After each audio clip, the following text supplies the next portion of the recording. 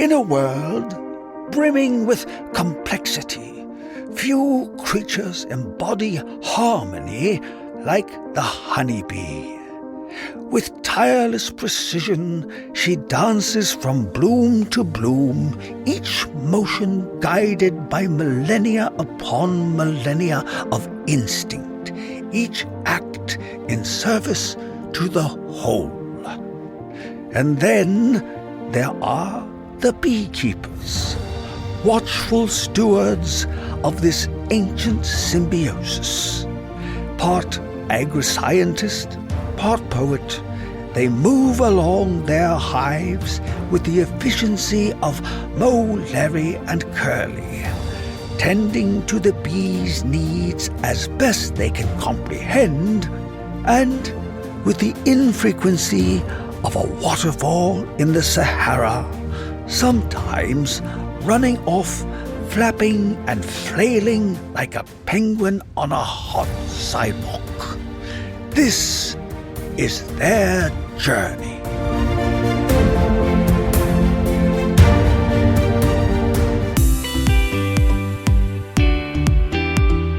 Welcome to Bee Love Beekeeping, presented by our good friends and partners in beekeeping, Mann Lake. Our guest today is not only one of the world's leading authorities on honeybees, he is super entertaining. National Geographic Explorer Dr. Sammy Ramsey is going to be here with us. We'll discuss his role in producing the new series, Secrets of the Bees, how they got that amazing footage inside the hive, and what it was like to work with James Cameron. Plus, I'll pick his brain on Varroa testing, Tropilaelaps, and of course, his wild and crazy beekeeping story. Hint, it involves an emergency room visit. That's all coming up, but first, let's take 2 minutes to go inside the hive, this feature presented by Primal Bee. If you've ever cracked open a hive and found everything glued together with sticky golden brown gunk, you've met propolis. Beekeepers call it bee glue because it makes inspections feel like a wrestling match sometimes. Bees make propolis by collecting resin from tree buds and bark. They mix it together with wax and enzymes. They use it to seal cracks, smooth out rough surfaces, and shrink the entrance to something easier to defend. The interesting thing is that propolis kills bacteria and fungi. Bees coat the inside of their nest with it, building what scientists call a propolis envelope. The whole interior can get covered with a layer of this natural disinfectant. Research shows that colonies with heavier propolis envelopes have lower disease loads. The bees don't have to fight off infections as hard individually because their living space is doing some of the immune work for them. Wild colonies living inside tree cavities tend to have way more propolis than colonies in standard hives. The rough bark in the inside of that tree cavity gives bees something to coat, as compared to smooth wooden boxes that don't trigger as much of the same response. So remember, next time you're scraping propolis off your frames, you're looking at your bees' attempt to keep themselves healthy. I'd like to welcome today our super very special guest to the show. This is Dr. Samuel Ramsey. Dr. Sammy, how are you today? I'm doing wonderfully today. How are you? I'm fantastic. It is so good to meet you finally. This whole thing has come together because of Secrets of the Bees. Mm-hmm. Now streaming on Disney Plus and Hulu, by the way. And it is fantastic. And I just wanted to talk to you to see what it was like being involved with it. So thanks again for coming on. Oh, I'm delighted to get to come here and talk about my favorite things, bees and this documentary that I've had the opportunity to get to be a part of in so many different ways on it. I mentioned it on the show last week, and this is before you and I even had this interview set up. And I mentioned that one of the really cool things is for beekeepers is to be able to get a view inside the hive and see things that most of us have never seen. Could you tell us what some of those things were and how they got some of those shots? This is one of my favorite questions to answer because I'm certain that it's precisely what I would be thinking if I watched this documentary and wasn't a part of making this documentary. Because I've seen things before where my first question was, how did they get a shot like that? But this documentary, I mean, most documentaries, maybe I'll think that once or twice. Throughout this documentary, every time I saw a shot, I thought, man, if they didn't see the behind the scenes of it the way that I did, they would have to have no idea how we got into the colony in that way and got that shot, how we're able to actually see the different mouth parts of the bee going through the honey and parting it aside and creating this meniscus so it can drink the very viscous honey. Or like when the two bees' tongues are touching and they're exchanging fluid between, like, there's just so much cool stuff. I love this very specific shot where we set up a camera in front of a set of flowers that only bumblebees are really capable of pollinating effectively. And these flowers, through buzz pollination, the bees are able to grab on to the anther of the flower, the part that produces the pollen. But the flower really holds on tightly to the pollen. And so unless you vibrate it at the right frequency, it won't release the load of pollen. And so these bumblebees just jackhammer up against the flower, which was really cool. But then when the bee actually backed away from the flower and released some of the nectar from its mouth parts and then spread it past it while flying between its legs all the way to its back legs so they could squeeze it onto the pollen so the pollen wouldn't blow away in flight. That was something that we weren't originally setting out to capture when we did. And man, oh man, did their patience pay off from watching all of these flowers trying to get amazing shots of buzz pollination to seeing something that's literally never been caught on camera before. And it was caught using these very high-speed cameras with a videographer very patiently waiting there, adjusting focus, trying to get everything in frame. And some of it was a little magic and a little luck, but it is one of the coolest visuals of the entire documentary. There's a bunch of them that are really cool, but yeah. And you got to work with James Cameron? Yes. Seriously? You can drop his name for the whole rest of your life now. I'm looking forward to it. It's one of those moments where, I mean, I'm a science communicator. I love talking about science, but having the opportunity to break into a world of science communication that's very different from what I've done before was really exciting. So getting to jump into being a documentarian in some ways. But to have that very first foray be with Disney Nat Geo and James Cameron is just bonkers. And I understand that it's bonkers, and I will not deny it even for a moment. It's all downhill from here, I'm sorry to tell you. I've been told that several times now. So, from other people as rude as me. Okay, so how were you involved with, like, were you involved in some of the scripting and consulting? Birdie is the guy on camera, and he's doing the talking, but I have a feeling you know a little bit more about bees than he does.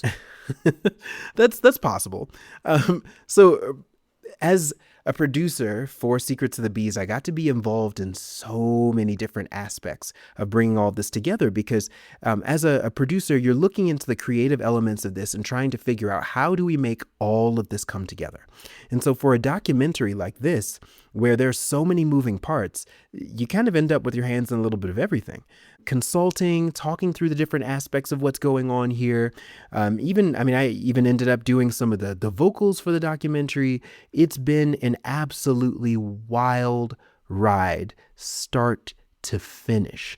But when I say that getting to do something like this, I mean, it's truly been incredible. So a place where they really wanted my help consistently was making sure that everything that is said on screen, whether it's by Birdie, me, anybody else, that it is entirely scientifically accurate.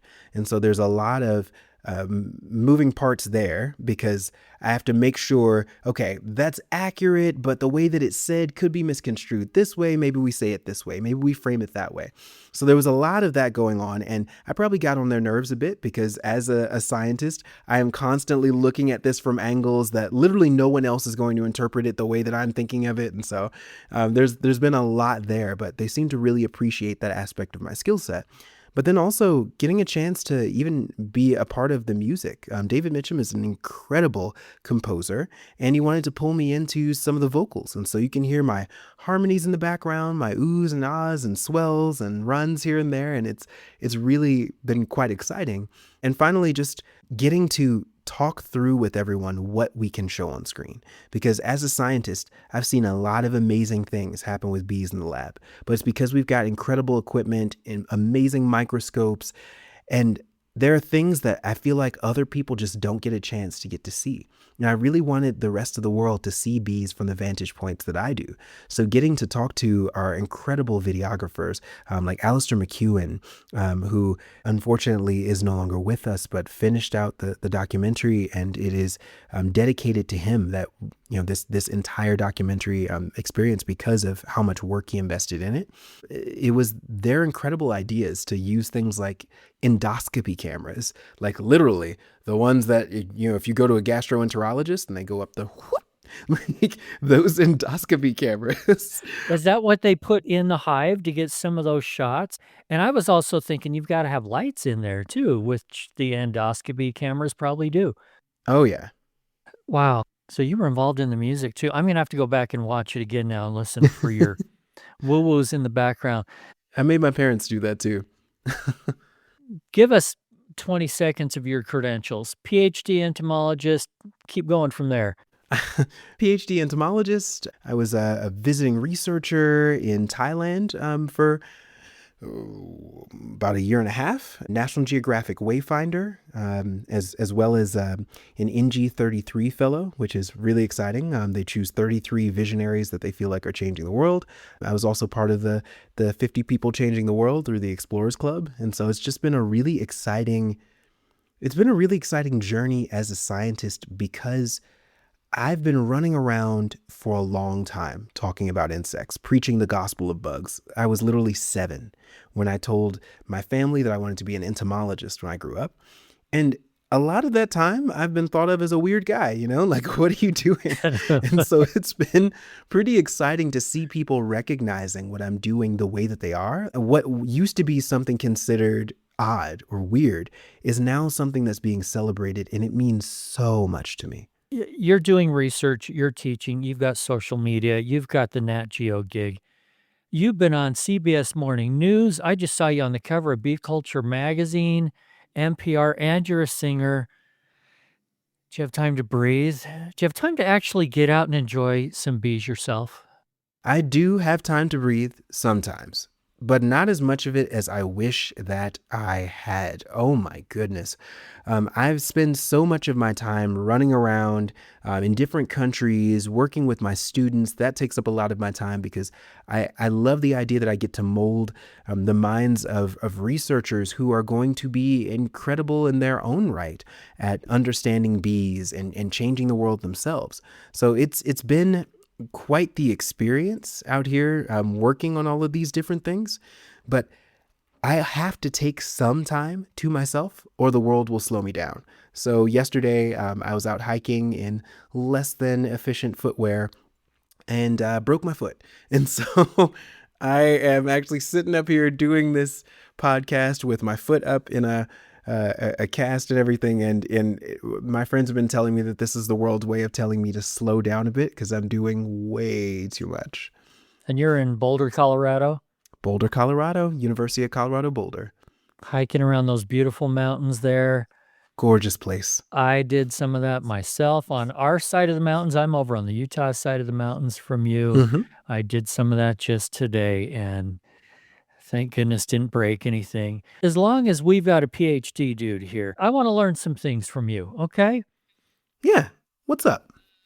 So you're overseas studying things like Tropilaelaps. And I've told some guests on the show, we don't even talk about the T word on this show. But as long as you're here, what are we going to do with these tropy mites? How are we going to keep them from getting here? And how are we going to get rid of the suckers once they do? Because I don't know that we can keep them gone forever. You're asking a lot of good questions. A lot of good questions.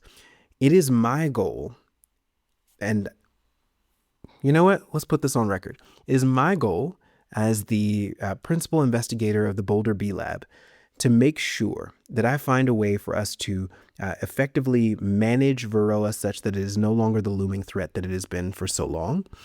And my hope is that any system that I develop here to manage Varroa can also be ported over for management of tropy mites, because they are the next wicked brood mite on the horizon. And I'm very concerned about what they are capable of doing. It is abundantly clear that we do not understand them to the extent that we need to understand them in order to effectively control them. We just don't know nearly enough about them. We are doing the same thing that we did for Varroa. We waited for Varroa mites to arrive in the US before we started studying them. And as a result, there were so many aspects of the Varroa mite's life cycle and behavior that we didn't understand, that we didn't have all the details for because we didn't do the work. Well, we're doing something similar with tropy. The vast majority of the research about tropy mites is occurring in a lot of different parts of the world now, but there's just not a lot of controls on how some of this research is coming out. Some of the things that are being said haven't been verified, and it's just become a really confusing space because there's a lot that's been printed about tropy that doesn't seem to comport with the reality of tropy. And I'll give you an example. I admit a pet peeve of mine is that it seems all beehives are white. Yeah, boring old white. And just when I get a pet peeve, Mann Lake comes to the rescue with their new color collection. The vibrant new line of colorful beekeeping hive kits designed to turn your backyard into a buzzing work of art. Each kit comes completely assembled, ready to add to your bee yard, but with a big splash of personality. We're talking dandelion yellow, garden green, coneflower blue, and even bold wild rose pink. Because who says a beehive has to be plain old boring white? Imagine stepping into your bee yard and seeing a rainbow of thriving hives, each one buzzing with life, producing golden homegrown honey. And right now, Mann Lake is offering podcast listeners 10% off color collection hive kits. Visit manlakeltd.com and use the code SHOWMETHECOLOR at checkout. That's manlakeltd.com, discount code SHOWMETHECOLOR. Strong colonies fight mites better. They groom more, they remove infected brood, they bounce back faster. But all of that takes energy. Primal beehives reduce thermal stress so your bees have more in the tank when it matters. If you want to give Primal beehives a try, I've arranged a 10% discount just for Bee Love listeners. Click on over to primalbee.com/BeeLove and use discount code BeeLove at checkout. That's primalbee.com/BeeLove and use code BeeLove at checkout. Tropy mites were considered not to be something that we needed to worry about in the U.S.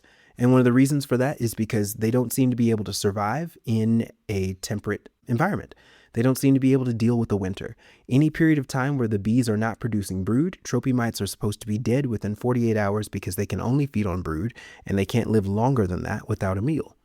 Well, that left us with the impression that they would never be able to cross the ocean because we're not going to bring entire colonies across the ocean. And so we should be fine, right? Well, there's that very strange happening last year where a boat that was on its way from South Asia to the east coast of the United States had a swarm of honeybees on the mast of the ship. And in that swarm of honeybees, there were quite a few tropy mites that were alive almost 2 weeks after this ship had set sail. No access to brood. And so their capacity to either feed on adult bees or to somehow manage their metabolism and slow it down in such a way that they can travel long distances is something that we were not ready for because some of the information that's available to us is simply inaccurate. And we have to do a better job of making sure that we are involved in some of the research that's going on so that we can better understand these creatures and make sure that we are managing the scientific integrity of some of these questions being asked and these studies being conducted. Help us be ready so that once they hit, we've got a plan in place. That is the goal. I don't want to be caught like Australia was when Varroa hit. For those that don't know, and no offense, I love our friends in Australia. We have a lot of listeners down there, but there was panic and burning hundreds of thousands of hives. And hopefully we're going to be better prepared than that. But a minute ago, you also mentioned being on top of Varroa. Hmm. So give us a few insights there. Okay, so Varroa mites are weird little parasites. They attach themselves to the underside of bees, and they liquefy a very important organ, the fat body in the bees, which is the bee's liver. And if you think about the wonderful things that your liver does for you, it's really important that you continue to have one. It detoxifies toxic things that get into your body, like alcohol, but tons of other toxic things that get into your body. It's also an important site of the synthesis of proteins in your body that are important for making you, because most of you is made of protein. So the liver is really important. And when these mites feed on bees, they are, unfortunately, really dampening the bee's ability to deal with all kinds of stress. Stress from toxic chemicals like pesticides, stress from just aging and their ability to repair the damage that happens to your body as you age. You need proteins for that.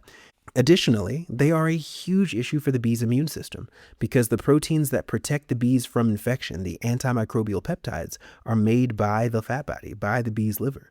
And so when these mites feed on the bees, there's this double whammy of them knocking out so many of the systems that are important for the bees, but also injecting viruses into the bee's body. And even by feeding, they allow for the entry of bacteria that isn't directly vectored, but still a huge problem for the bees because their immune system has been so severely dampened. And so you end up in a context where the bees are just really sick as a result of these mites. And then we have the chemicals that they're exposed to in the environment, which are now much more dangerous to them.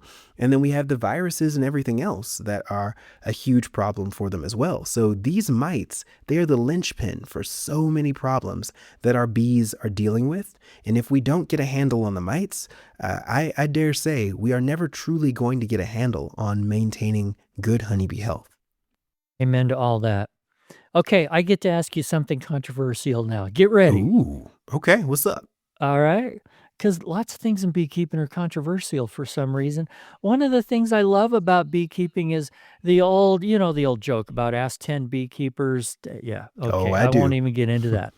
When I started beekeeping, I was taught about the sugar roll test to test for Varroa. And the last few years, all the really smart people have been telling me, you have to do an alcohol wash. It's much more accurate, blah, blah, blah. Okay. And I'm watching Secrets of the Bees. And what is Dr. Sammy doing? Sugar roll, baby. Sugar roll. Please explain. I will. So, I understand that the sugar roll alcohol wash back and forth has been contentious for some time now. And I do not disagree that the expert opinion is that the alcohol wash is more accurate. That is true. But you don't always need 100% accuracy to know what you're working with. And you always have to consider, what are you sacrificing to get that accuracy? So there was another controversial opinion that came out during the COVID-19 pandemic, where there were some researchers who were saying PCR is more accurate. That doesn't mean you should use it.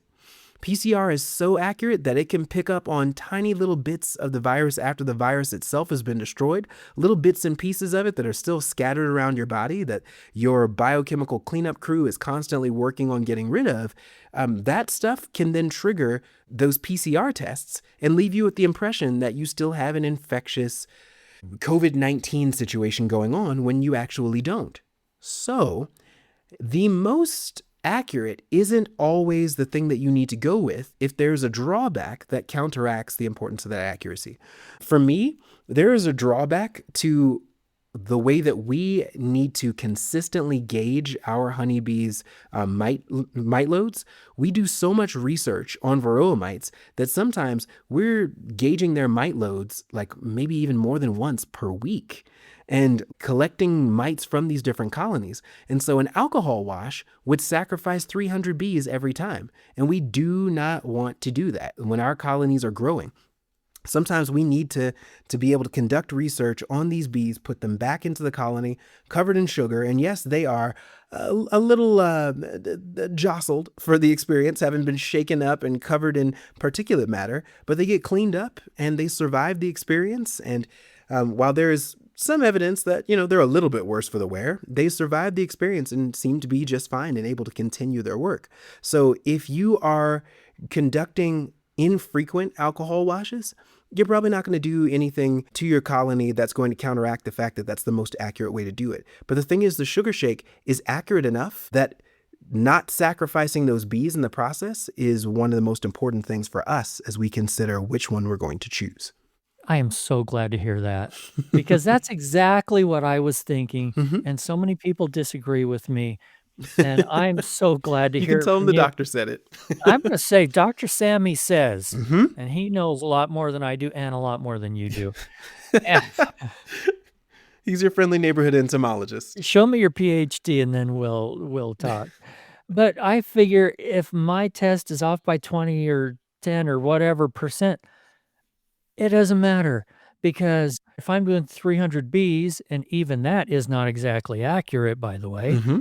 Mm-hmm. I'm using a little half a cup measuring cup, and I've got 10 or more mites in there, I know that's too many. I don't care if it's 10, 11, 20, 30, There you go. or 13 and a half. But Exactly. if I only see one, Mm-hmm. okay, I'm in pretty good shape.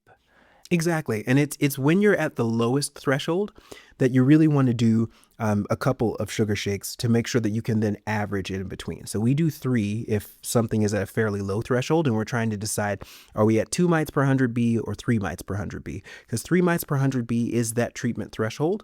And when you're at lower numbers, that's when it matters the most. If you're starting to get up there in high numbers anyway, and you're already at like 5 mites per 100 B in a sugar shake, treat.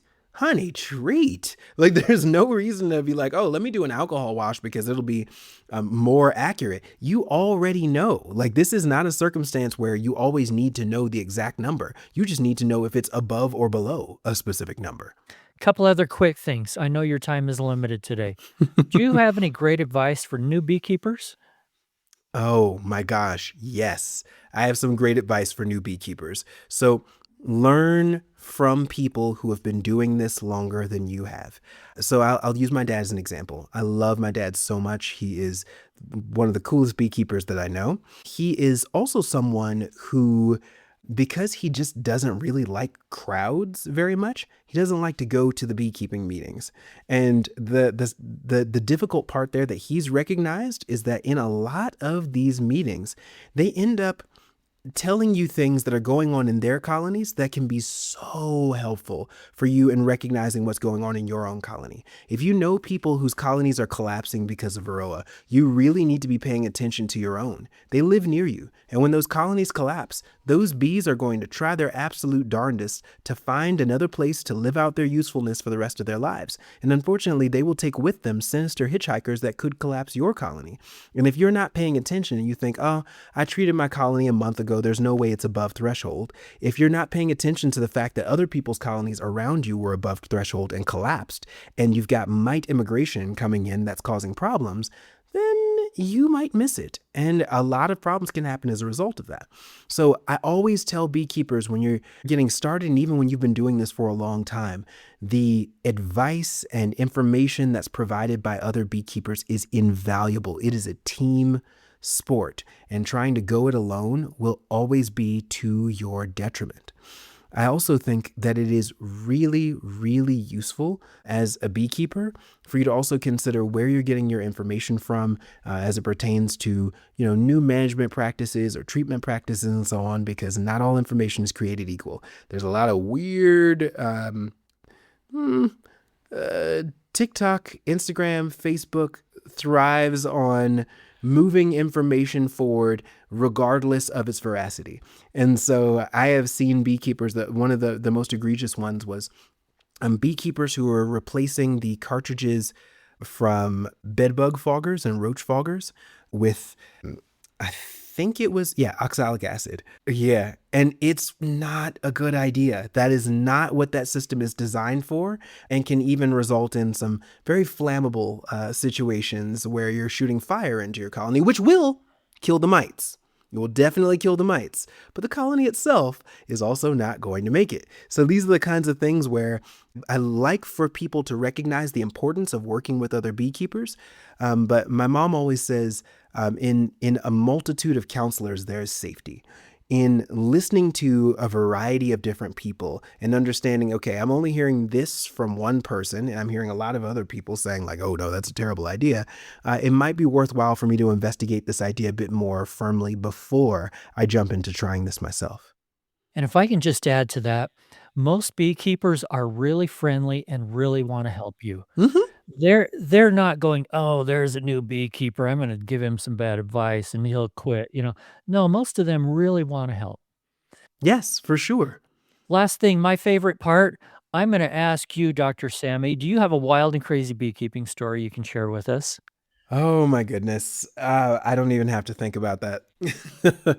I don't even have to think about that. I definitely have a wild and crazy beekeeping story for you. It's my go-to when I think about the crazy things that can go on when you're beekeeping and you're new to it. When I was a new beekeeper, I was starting in Dennis Van Ingelsdorp's lab at the University of Maryland, and everybody in that lab was bigger than me. I am a sleight of frame human being, and there were no extra small bee suits.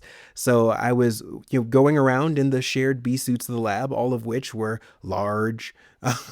And so, I'm wearing a large bee suit, and it kind of defeats the purpose when your bee suit is basically a tent that's open at the bottom. And I felt this tingle on my ear. And some of you will know that back in those days, I had pretty long hair. And I was thinking, oh, my hair is just gotten to this length. It's probably just my hair brushing up against my ear because that was a part of getting used to having longer hair. But then I felt something inside of my ear moving, and I kind of freaked out a bit and realized there is a bee that has fully crawled into my ear canal. This is not good. It was able to walk right up my pants into my bee suit because it was so large and just walk right up and into my ear. And then I thought about it, and I thought, you know what? This bee is never going to leave. It's got everything it wants in there. It's got wax. It's about the same size as a cell. And it's, dark in there. It's probably really enjoying this dark, warm, waxy space. And so I could feel it moving around inside of my head, just feng shui in my earwax. Every time it moved, I could hear it inside. I didn't like that. I didn't like that at all. I tried to flush it out with water at a water fountain. Don't do that, everybody. If ever this happens to you, the water will make it go farther inside to get away from the water. That didn't work. Smoke, exact same situation. The smoker did not help. So I went to the hospital. I had an undergraduate drive me to the hospital. And at the hospital, the people were not taking me seriously when I said I have a bee inside of my head. They're like, yeah, no, listen to me. I have a bee inside of my head, and I need it to not be inside of my head. They, saw me flailing around with my hive tool and such, and were like, oh no, this is probably real. So they take me back. This doctor says, don't worry, I can see it. She's shining a light in my ear. I've got some forceps. I'm going to grab it. And I very forcefully said, you will not do that. You will definitely not do that. They have a sting reflex. If you grab it by its leg, it's going to avert that stinger. I am a vocalist. I do not want perforation of my eardrums. Do not grab it. And she says, okay, well then what do you want me to do? Do you have those bulbs that you use to get stuff out of a baby's ear? If you could get that and fill it with some kind of oil, mineral oil, any kind of oil, and then squirt that into my ear, maybe we can slide the bee out. And lo and behold, she was able to squirt some mineral oil into my ear. The bee slid right out after 2 squirts, and it had deformed wing virus and looked like a really sad little bee, and it lived out the rest of its life on my desk, and I named her Beyonce. That is awesome. That is awesome. I'm not sure what we should learn from that, whether it's keep some Wear bee suits that fit. I actually like them a little bit big. You're less likely to get stung through your arms and stuff, but it's the opening at the bottom that was the problem for you. That's the problem. If you're going to wear a big bee suit, then wear a belt, cinch that sucker, but don't just leave it open at the bottom. Well, you don't want them climbing up your pant leg either. No. We won't. That'd be a more embarrassing emergency room visit. So, no, but seriously, someone could just take mineral oil and pour a little in their ear, and that would probably do it. Yeah, you want to use a little force with it. You want that bulb that can squeeze the mineral oil in because you got to flush the bee out. But yeah, it works great because they can't maintain adequate purchase to keep walking around. They kind of slide, and so they slide right out of your ear.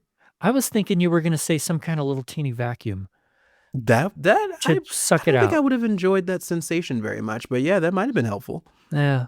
Anyway, hey, Dr. Sammy Ramsey, I appreciate your time so much. Thank you for being with us. Of And course. if anybody has not seen Secrets of the Bees yet, Check it out. It's amazing. It is the #1 streamed thing on the Disney platform right now, which is huge because there's a lot of incredible content there. And that is just such an amazing review of my documentary, is to just see that so many people are loving it. So don't be left out. Check this thing out. and listen for his singing. Yeah, definitely. In both episodes, you can hear me singing. Thanks again for joining us on Bee Love Beekeeping, presented by Mann Lake. Another big thank you goes to Vita Bee Health for their support. Vita's Varroa control range of products includes Apistan, Epiguard, and now Varoxan, extended release oxalic acid strips. Hey, thanks a lot, guys. And if you haven't yet, please subscribe to and follow the show, tell your friends about it, and click on over to beelovebeekeeping.com to sign up for our free newsletter. If you have a guest suggestion or topic you'd like discussed on the show, shoot me an email, eric@beelovebeekeeping.com. And remember, if you're not just in it for the honey or the money, you're in it for the love. See you next week.